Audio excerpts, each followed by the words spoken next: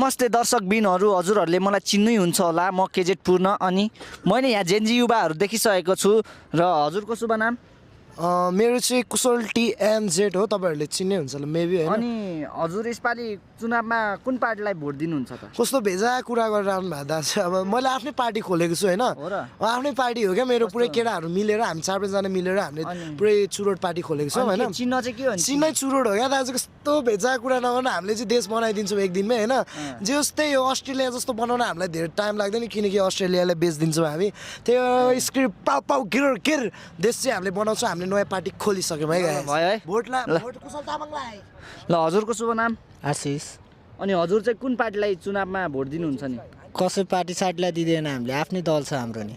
हो र? हजुर। अनि चिन्ह चाहिँ के हो नि? हरियो पात के गाँजा हो क्या हो? त्यस्तै। अनि के गर्नुहुन्छ तपाईँ देशको लागि? हामीले चाहिँ कोल्याब गरेर भने दामी हुन्छ नि सोल्टी फेरि। कोल्याब गऱ्यो तिम्रो भने पार्टी र हाम्रो पार्टी मिल्यो भने फेरि बालेलाई नि जित्छ। फेरि बन्छ नि फेरि। भयो उही। अनि हजुरहरूको? हामीले त आफ्नै दल खोलेका छौँ। हजुर अनि पार्टीको नाम चाहिँ के हो नि? ब्याडी। कोल्याब उ हाम्रो कोल्याब भने चाहिँ दामी हुन्छ है। ब्याडी हामी फ्याडी होइन। हजुर पनि यही पार्टीको हो? हामी सबले पार्टी खोलिसक्यौँ। के हो हुकार भेप नभइकन यतिकै पार्टी त्यो चाहिँ उसले पनि आफ्नो खोलेको छ। केटा